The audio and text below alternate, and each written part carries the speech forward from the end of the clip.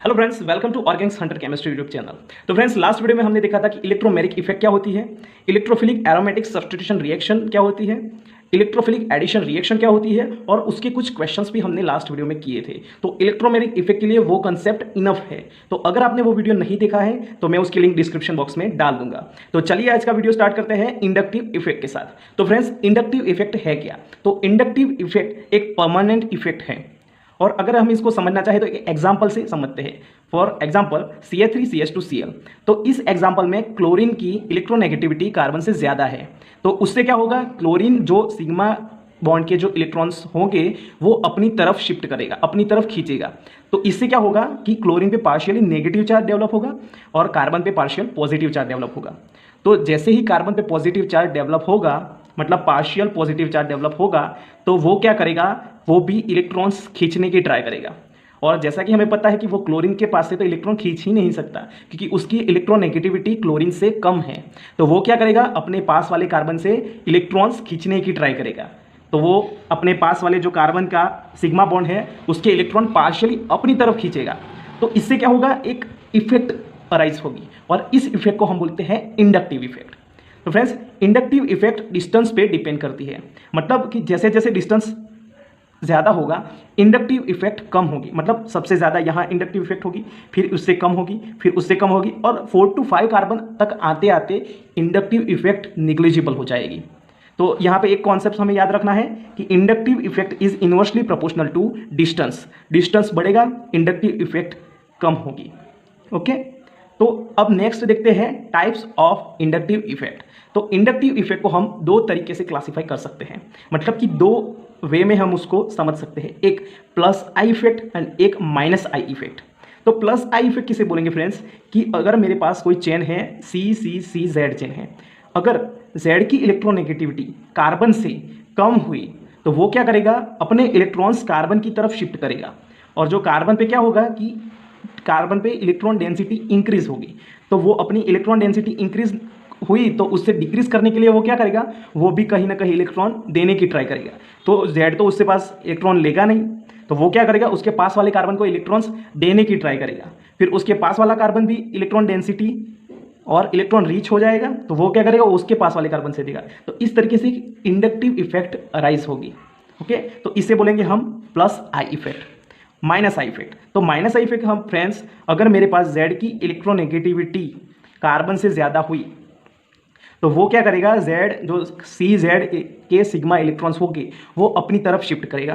तो इससे क्या होगा, एक वे हो जाएगा इलेक्ट्रॉनिक डिस्प्लेसमेंट का, और इस तरीके से इंडक्टिव इफेक्ट अराइज होगी, और इस इंडक्टिव इफेक्ट को हम बोलेंगे माइनस आई इफेक्ट।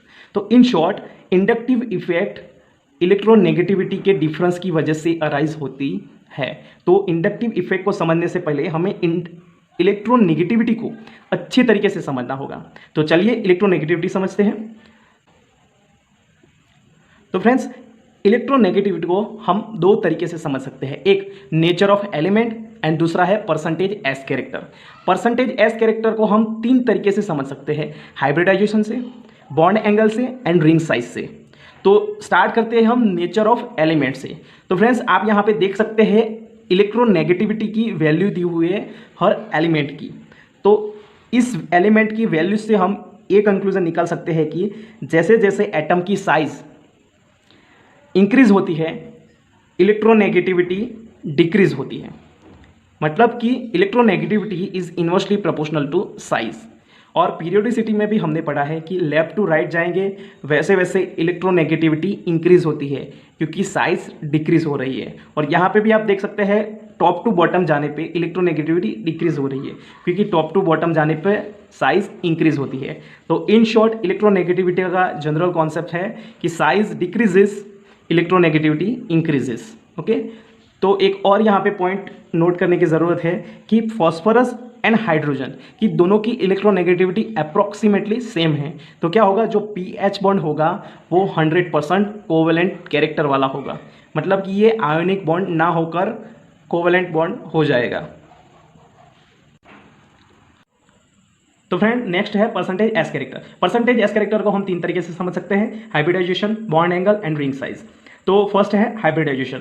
तो हाइब्रिडाइजेशन में फ्रेंड्स यहाँ पे आप देख सकते हैं कि sp3, sp2 एंड sp है। तो जैसे लेफ्ट टू राइट जाएंगे परसेंटेज s कैरेक्टर इंक्रीज हो रहा है और थीटा भी इंक्रीज हो रहा है, क्योंकि sp3 में बॉन्ड एंगल 109 डिग्री होता है, sp2 में 120 डिग्री होता है और sp में 180। मतलब कि लेफ्ट टू राइट जाएंगे तो बॉन्ड एंगल भी इंक्रीज हो रहा है।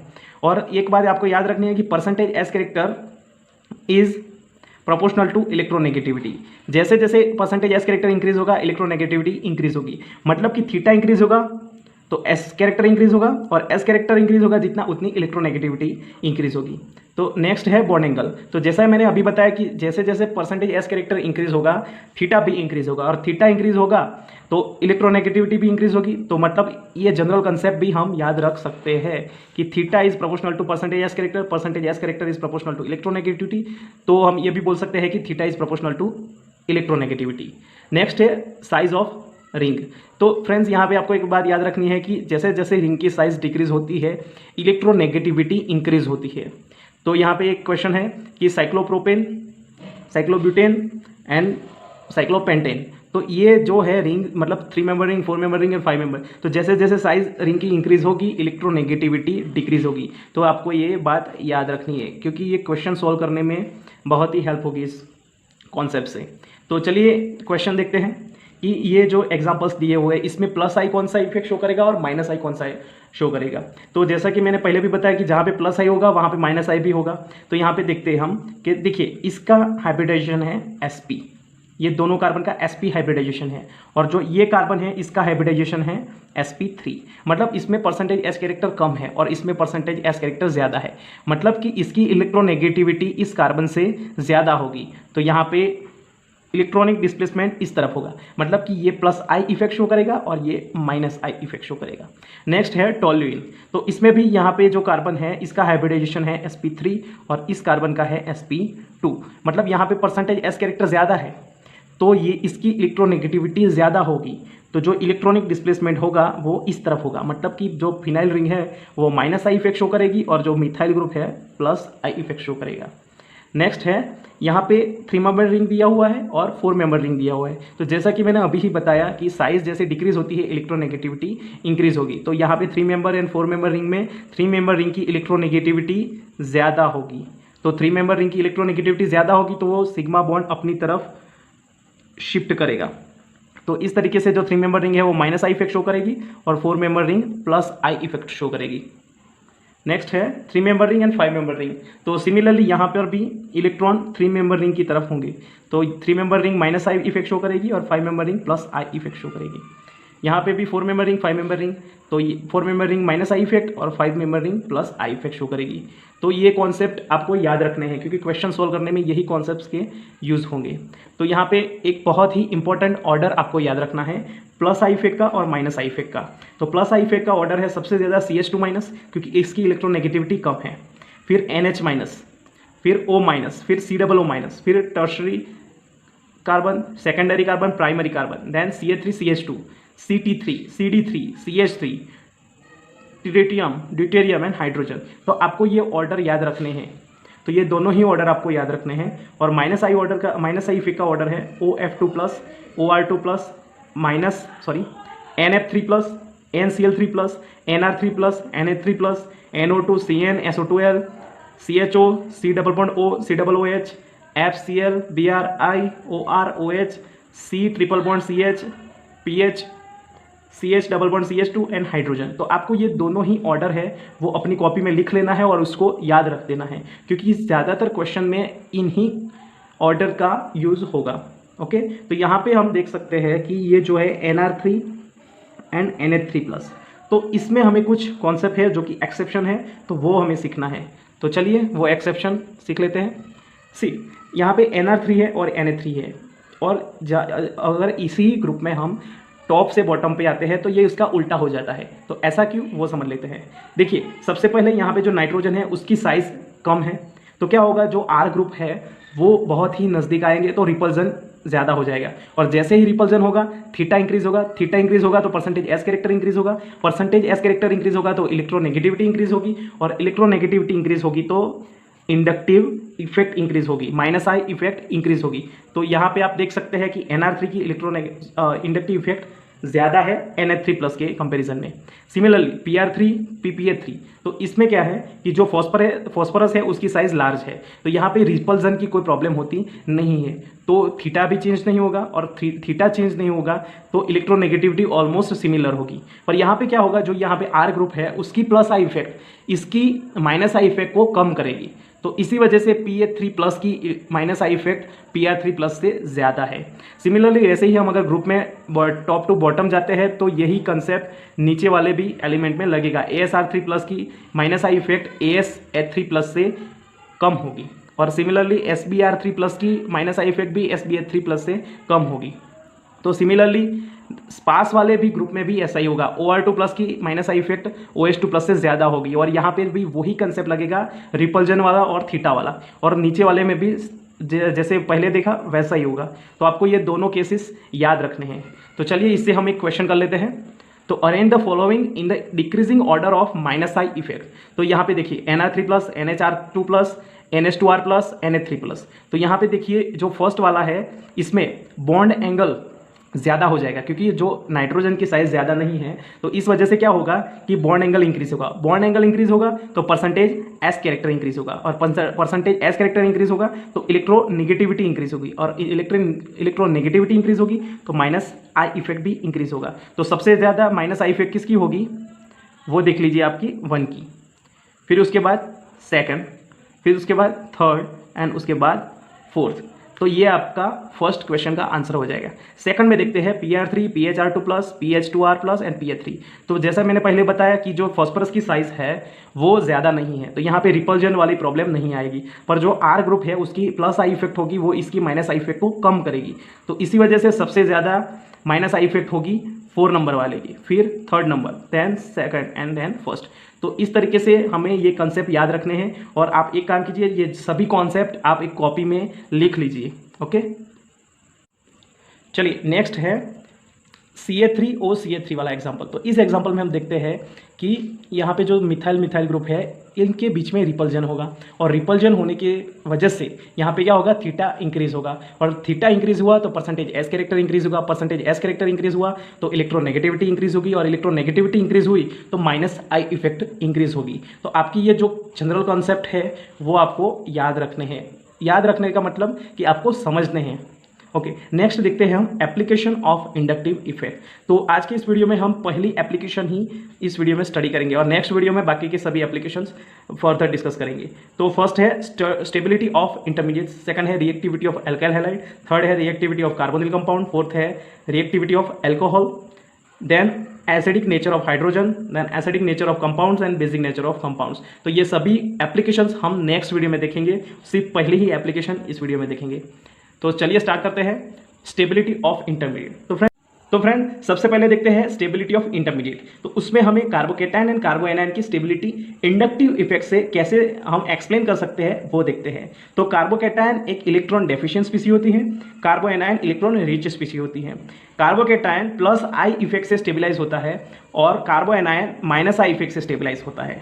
तो उससे उल्टा कार्बोकेटायन माइनस आई इफेक्ट से डिस्टेबिलाईज होता है, और कार्बोएनायन प्लस आई इफेक्ट से डिस्टेबिलाईज होता है। तो क्वेश्चन सोल्व करने के लिए हमें कुछ जनरल कॉन्सेप्ट की ज़रूरत पड़ती है, वो कुछ इस तरीके से है।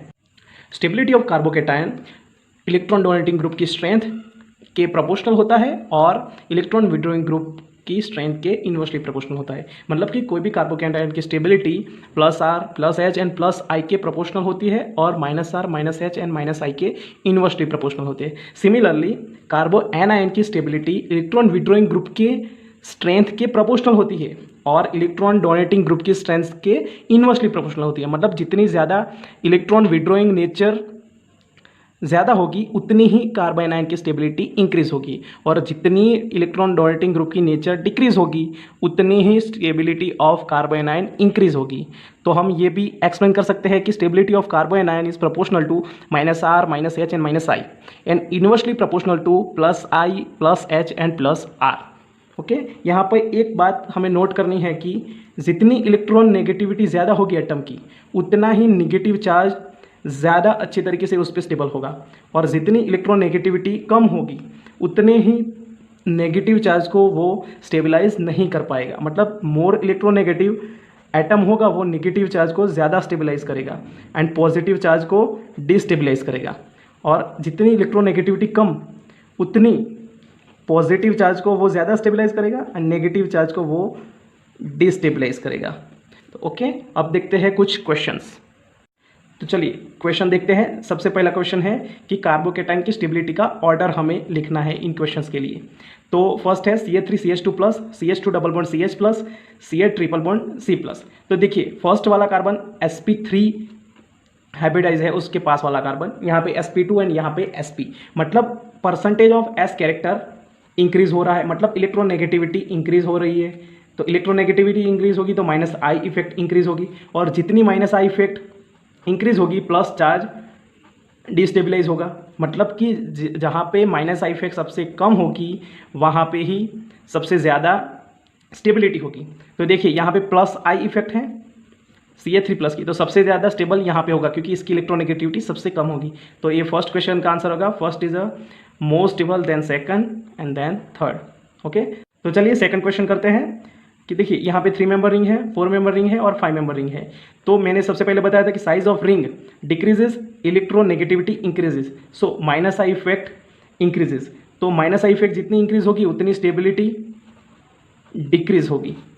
तो जितनी बड़ी रिंग होगी उतनी कम इलेक्ट्रोनेगेटिविटी होगी। तो सबसे ज़्यादा स्टेबल 5 मेंबर रिंग होगी, फिर उससे कम 4 मेंबर, फिर उससे कम 3 मेंबर। तो यहाँ पे आंसर आएगा 3, 2, 1। ओके, नेक्स्ट क्वेश्चन है CH3CH2 प्लस, CH3CH3 प्लस, और यहाँ पे देखिए ये प्राइमरी है, ये सेकेंडरी है और टर्शरी है, और यहाँ पे एक प्लस आई इफेक्ट वाला ग्रुप है, यहाँ पे 2 प्लस आई इफेक्ट वाले ग्रुप हैं, और यहाँ पे 3 प्लस आई इफेक्ट वाले ग्रुप है। तो ये क्या करेंगे, पॉजिटिव चार्ज को डिक्रीज करेंगे, और जितना पॉजिटिव चार्ज डिक्रीज होगा उतनी ही स्टेबिलिटी इंक्रीज होगी। तो यहाँ पे आंसर आएगा 3, 2, 1।